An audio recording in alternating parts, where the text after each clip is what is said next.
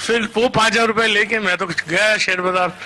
Papa mummy के साथ रहता था, शादी हुई नहीं थी, घर का खर्चा पापा मम्मी चलाते थे। तो मेरा भाई प्रैक्टिसिंग चार्टर्ड अकाउंटेंट था, तो उसने मुझे उनके 2-3 क्लाइंटों से इंट्रोड्यूस करा दिया।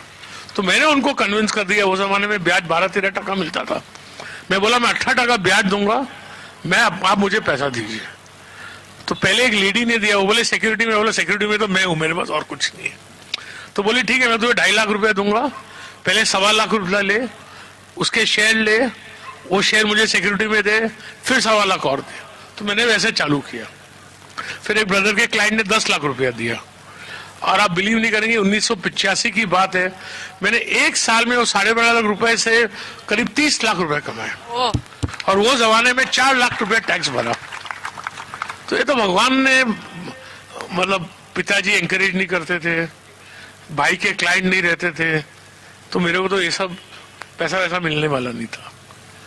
फिर शादी हुई, 2-3 साल मंदे थे।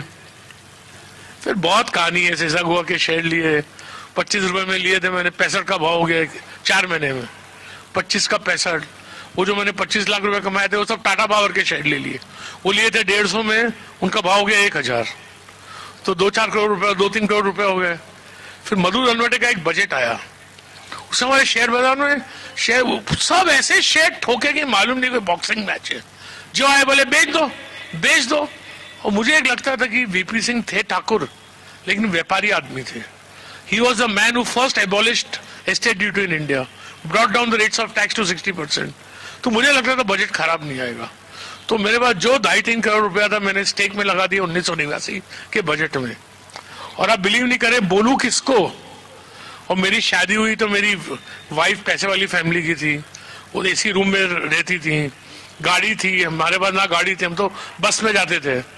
मेरी वाइफ ने मेरे को जिंदगी में आज तक एक ही चीज मांगी है, अपने रूम में एसी कब लगेगा।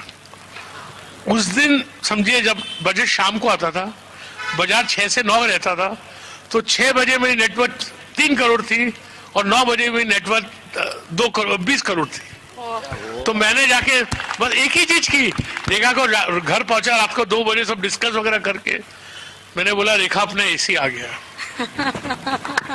और फिर भगवान ने साथ दिया, और हमने क्या किया, कभी गलत काम नहीं किया पैसा कमाने के लिए।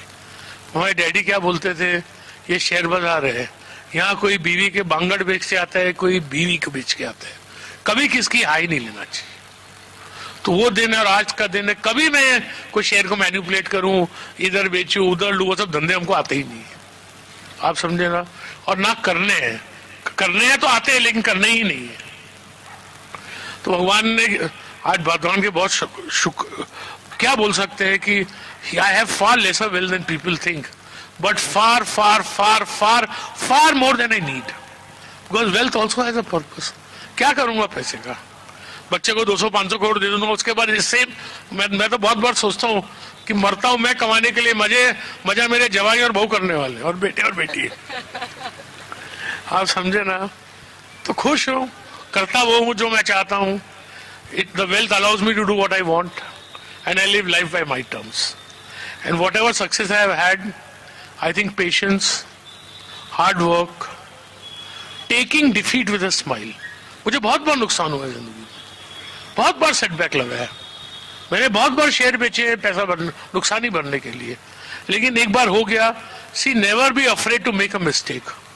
Only make one you can afford, so that you may live to make another one. Because if you are afraid to make a mistake, you cannot take any decision in life.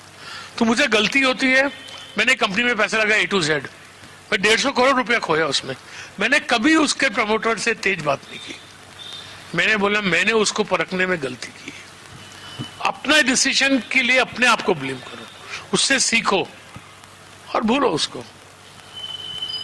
क्या बात है।